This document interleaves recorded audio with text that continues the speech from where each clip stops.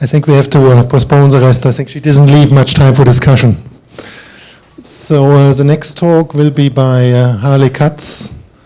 Harley has changed his title. I think this being in the spirit of being a workshop, he will not talk about what he sort of has already published, but he has some nice results.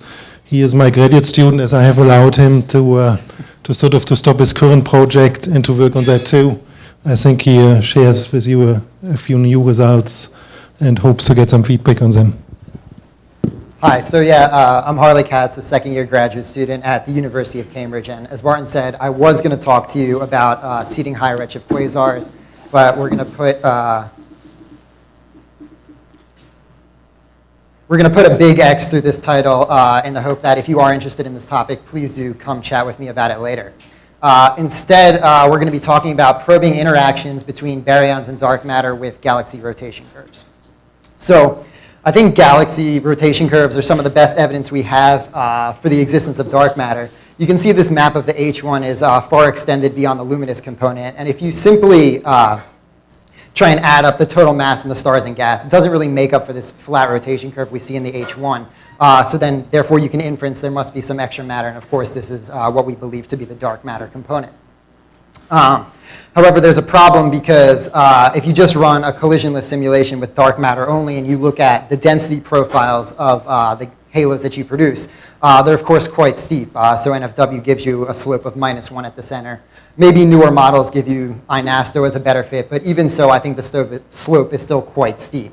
If you look at the observed galaxies, all these different data points, they tend to prefer this pseudo-isothermal model with a core or an inner slope of 0.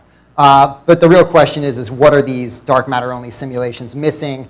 And the answer is baryons. So I don't really have time to go into all the different things that baryons can actually do to change what your halo looks like. But the point is that most of the baryons are now sitting at the center of the halo, and of course, all these different effects can therefore change it. And what we really need is some simulations which are modeling these things that take into account all of these different effects and then give us a new density profile. So many people have done this. I don't really have time to focus on the simulations, but the model is basically NFW plus all these different baryonic effects. And if you look at the profiles with the baryons now included, you can summarize them with this generalized form of NFW, this so-called alpha, beta, gamma profile. What tends to be the case is that you can model these different alpha, beta, and gamma as functions of the ratio between total stellar mass and total halo mass. Now, I want you to focus only on the green line here. This is gamma. This is our inner slope. So for low ratios of stellar mass to halo mass, we revert right back to NFW. There's simply just not enough stars and baryons to do anything.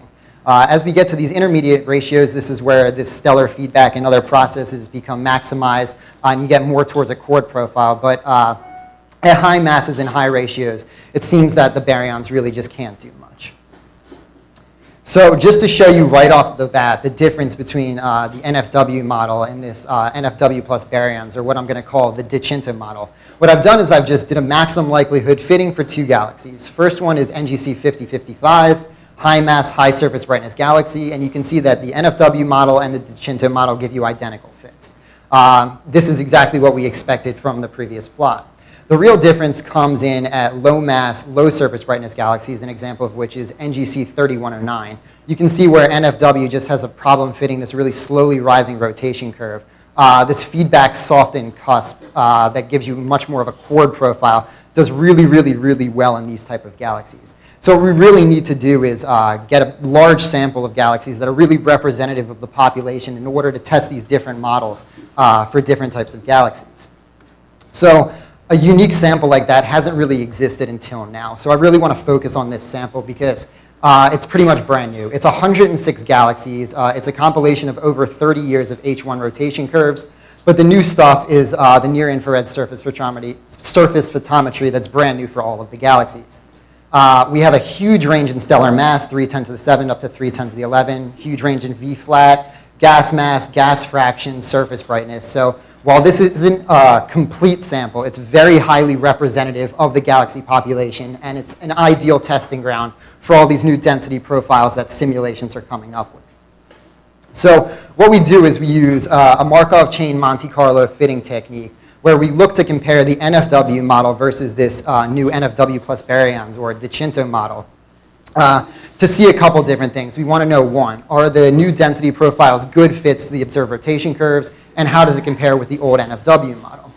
Now, what we do is we use fitting in 3 parameters: a virial velocity, a concentration, and a free mass to light ratio. So what I want you to do now is focus on the solid lines. The black one represents the new DiCinto model, and the red one represents the NFW model. What you see here is the cumulative distribution function of the reduced chi-squared values over the 106 galaxy rotation curve fits. So what you should take away from this plot is that the median value of the DiCinto fits is 1.35, while NFW is 1.87. So what I can say is that over the entire sample, this DiCinto model is doing quite significantly better than NFW. Maybe for an individual galaxy, NFW might do better, but over the entire 106 galaxies, the DiCinto model is a significant improvement. We can take this one step further and compare it to the mass concentration relation. On the left, we have the NFW fits, which you can see are scattered, probably not a great fit to the relation. The DiCinto model, on the other hand, I wouldn't say this is spectacular. It's still a bit scattered. The error bars are absolutely huge. This is because the rotation curves only probe the inner regions of galaxies, so models that look similar inside might deviate strongly on the outside, which gives you a variation in total virial mass. However, if the relation is there, it might be lost in these huge error bars. One thing you should also note is all these points down here. It's well known since, I guess, 1998 or so, that slowly rising rotation curves fit with an NFW model, drive down the concentration, and increase the total virial mass. So what you're seeing here is just another manifestation of the core cusp problem. So we can compare this to the abundance matching relations, the stellar mass to halo mass. You can see, once again, NFW is pretty much scattered all about the relation and is probably not a great fit. The DiCinto model, I think, does very well here. You can see it's very close to relation. You should note also that the data points are colored by surface brightness of the galaxy.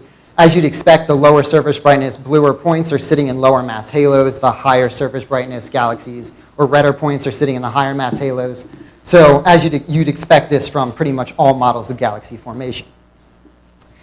We can do a stronger test and now impose these relations into our MCMC fitting. And you see when we do this, the NFW model becomes a little bit better. There's still quite a bit of scatter, but it's not too terrible. The DiCinto model, I think, nicely fits the data. Once again, you can look at the abundance matching relations and do this, and you can see, once again, NFW is not doing too bad. Maybe there's a little bit of lower scatter here, but DiCinto is, once again, a very, very, very solid fit to the data. But all I've shown you now is that when I impose these relations into my fitting, my models reproduce the relations. The question is what price do you pay? And this is the quality of the fits to the rotation curve. So now I want you to focus on these dotted lines here, so the red and black one. You can see that when we impose these relations, the NFW fits increase the median chi-squared of the rotation curves from 1.87 to 2.49. This is basically saying that the price you pay is worse fits the observed rotation curves. NFW cannot be simultaneously consistent with mass concentration, abundance matching, and the rotation curves of galaxies.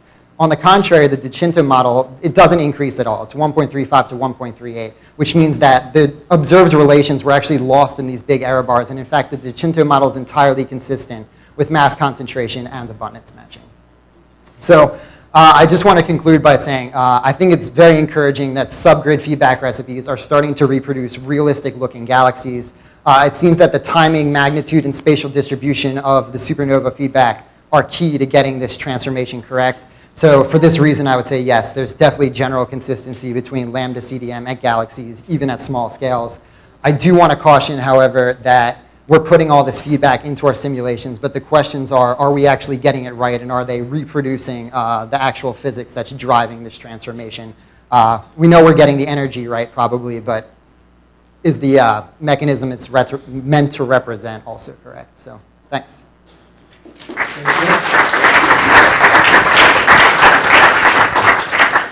Again, time for a couple of questions.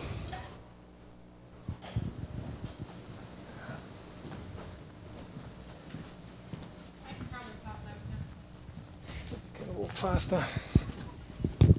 So in this analysis, when you say you fix MC and the abundance matching, are you fixing those, or are you marginalizing over them, or what are you doing? It's a log normal prior. So we take the mean relation plus whatever scatter is quoted in those papers and apply that in the MC analysis. So it's in addition. For a fixed cosmology. Yeah, for fixed cosmology, so we assumed Planck values. Okay, thanks. I think one more from James. When you say the Scinto model, does that just mean alpha, beta, gamma, or are you actually posing the relationships with M star? So the Scinto model, what they did is they ran a bunch of zoom simulations and for different mass galaxies, for different stellar masses, and they fit the alpha, beta, gamma profile to all these different galaxies. And what you get is you find that for a given galaxy, alpha, beta, and gamma are fixed to certain values for a specific ratio of stellar to halo mass. So I have no freedom to change what values of alpha, beta, and gamma I get for a given stellar mass of a galaxy. Okay, I think we have to move on and leave the rest for the later discussion.